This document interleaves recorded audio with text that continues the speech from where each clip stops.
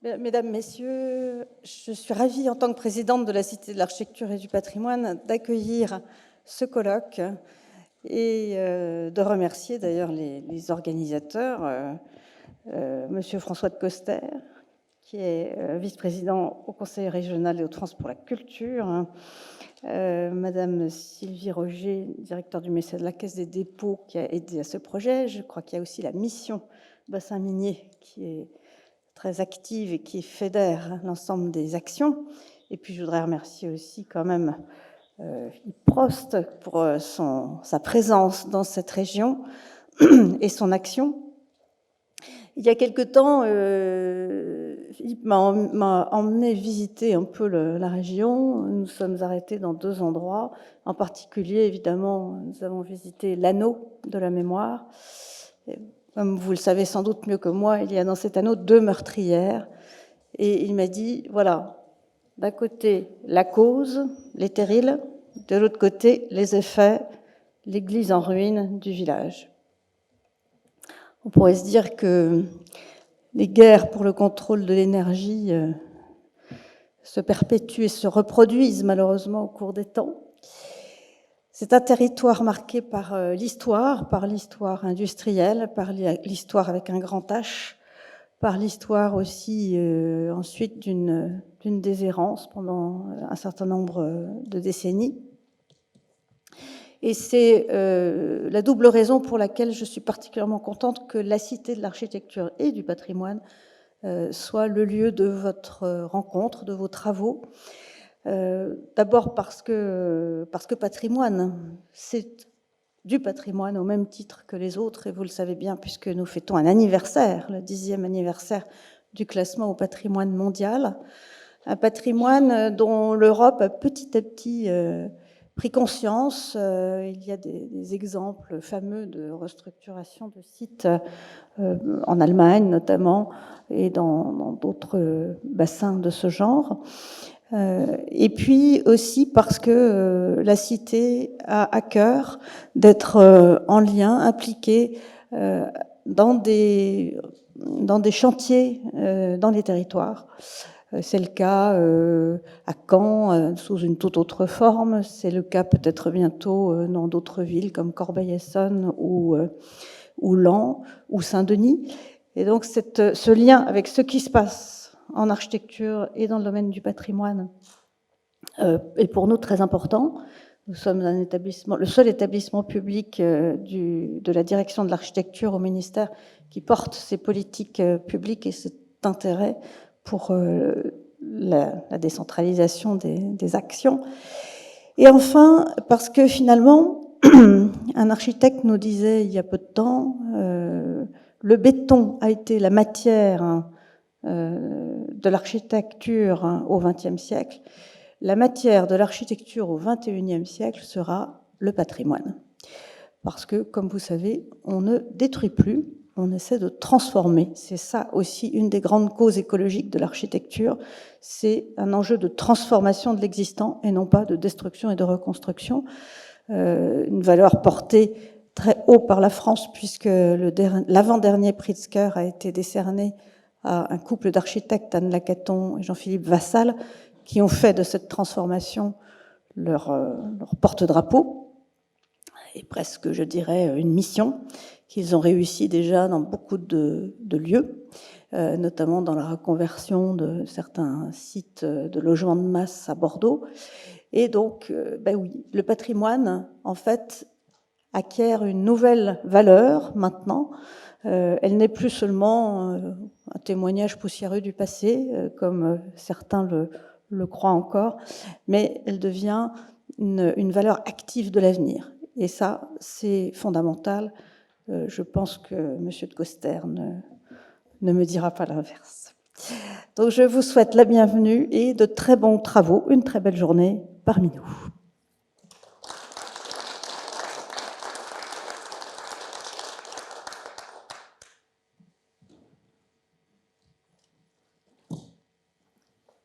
Merci beaucoup, Madame la Présidente, chère Catherine Chevillot, pour vos propos. Et évidemment, vous vous en doutez bien, venant de Saint-Omer, venant de la région Hauts-de-France, je ne puis qu'être tout à fait en accord avec ce que vous venez de dire. Merci de nous accueillir, d'accueillir ce collectif qui est engagé pour le bassin minier depuis tant d'années.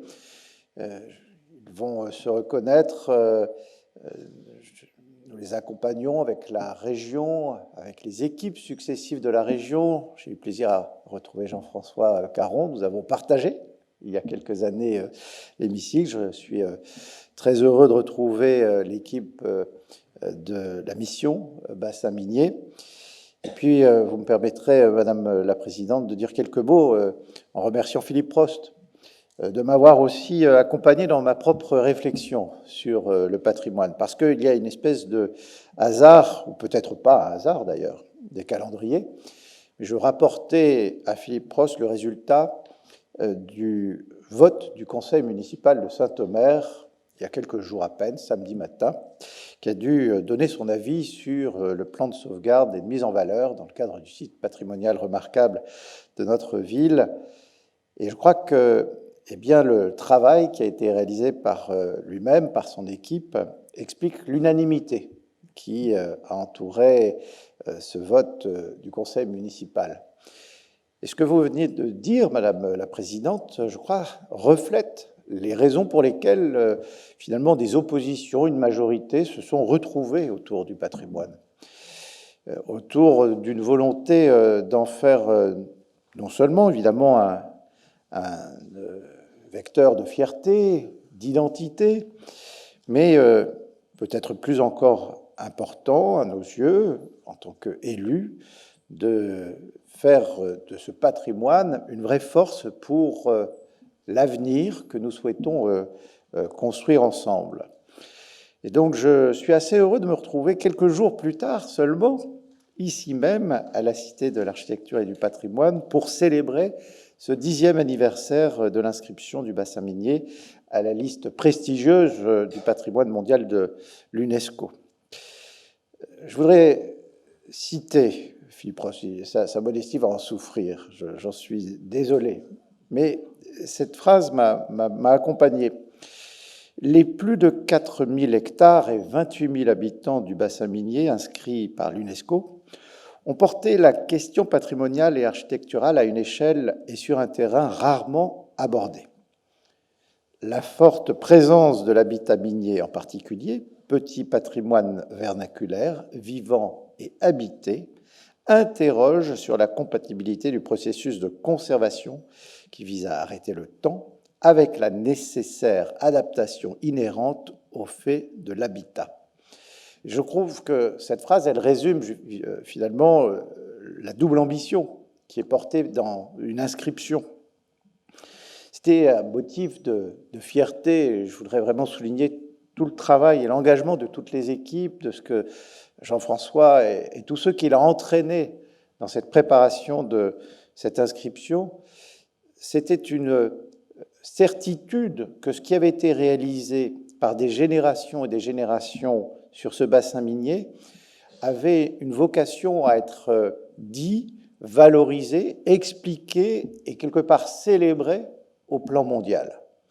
Et je crois que c'est une force absolument incroyable qui a dégagé tellement et tellement d'énergie qu'il faut encore 10 ans plus tard célébrer. Parce que cette force, je le crois sincèrement, doit continuer à nous habiter. Elle a habité beaucoup de décisions qui ont été prises par l'État depuis le SIAT du 15 décembre 1998, qui a créé la mission bassin minier. C'est aussi le RBM, ses annonces en 2017. C'est la convention pluriannuelle d'objectifs d'aujourd'hui, de 2021-2023, et qui rappelle sans cesse finalement que cette démarche, elle ne peut être que collective. Et la région Hauts-de-France, évidemment, qui a succédé à la région Nord-Pas-de-Calais et la région Picardie, s'inscrit naturellement dans cette démarche collective qui est une méthode qui certes a conduit à l'inscription, mais qui est une méthode qui doit continuer à conduire les transitions, la fabrique des transitions qui sont aujourd'hui absolument nécessaires. Et vous posez cette question, de la réussite d'une transition juste, c'est-à-dire que vous n'avez pas choisi une autre question qui aurait pu être de réussir juste une transition. Et c'est là où, évidemment, l'ordre des mots, mais aussi l'ordre des événements a son importance. Je crois qu'il fallait passer par cette inscription pour pouvoir nous entraîner aujourd'hui, toujours à nous tourner vers une ambition pour l'avenir. Et permettez-moi de citer Jean-François Caron, « Faire la ville, c'est la coproduire ». Je pense que pour assurer une transition juste, il faut absolument que cette transition soit vécue, elle soit souhaitée, elle soit construite, co-construite aussi avec les habitants. 1 200 000 habitants du bassin minier, une pléiade de collectivités finalement, les communes, les intercommunalités, au moins 2 départements, une région, c'est l'État. Mais comme le dit Philippe Prost, ce sont aussi une pluralité, une diversité aussi de propriétaires. Et c'est tout cela l'enjeu finalement, Madame la Présidente, d'avoir finalement un patrimoine qui nous est certes commun, une architecture qui peut s'individualiser et de faire de cet assemblage finalement un terrain commun et partagé. Donc je crois sincèrement que nous sommes ici pour continuer à assurer que nous allons coproduire l'avenir du bassin minier. Coproduire l'avenir du bassin minier aussi en nous souvenant des recettes, celles qui ont fait qu'on a forgé un modèle de société, un modèle d'organisation, un modèle de ville aussi, en aménageant le bassin minier. Et je crois qu'un anniversaire, c'est bien sûr un temps de commémoration, de célébration, mais cela doit être, et c'est pour cela que nous sommes réunis, un moment de réflexion. Réflexion sur tous les enseignements que l'histoire nous apporte de la manière dont on a souhaité déjà, à l'époque, eh bien, mettre en avant la question de la sobriété de l'utilisation de l'espace. C'est finalement au temps du zéro artificialisation nette, eh bien, un rappel de la modernité finalement des recettes qui ont conduit l'aménagement du bassin minier. Mais c'est la question aussi de la présence de la nature aussi dans les espaces urbains.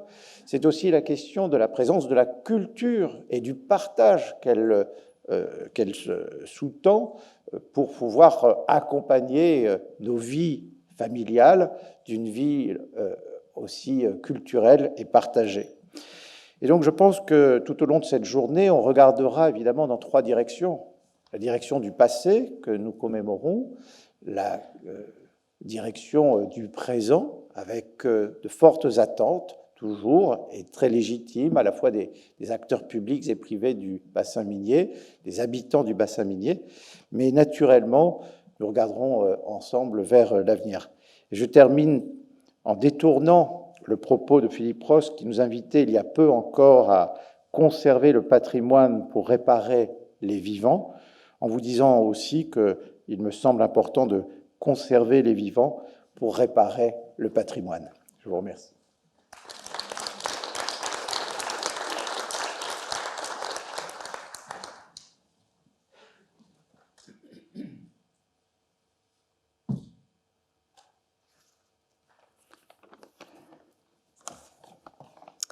Bonjour. Le projet de recherche qui est à l'origine du colloque d'aujourd'hui a voulu interroger et mettre en avant la question architecturale et sociale dans les dynamiques de transformation du territoire. La question du projet architectural et urbain, comme levier de transformation y est centrale. Elle permet de confronter et de démontrer la compatibilité entre le patrimoine bâti et le développement durable, entre la transformation et la préservation de l'identité culturelle des lieux. L'action de la Caisse des dépôts, que j'ai l'honneur de représenter aujourd'hui, à travers la Banque des territoires, est en lien direct avec l'ensemble de ces questions. En effet, la Banque des territoires soutient l'émergence de projets à fort impact territorial et sociétal, permettant ainsi de concilier le court, le long terme, à court et à long terme, le développement économique, la qualité de vie et la préservation du patrimoine naturel et culturel.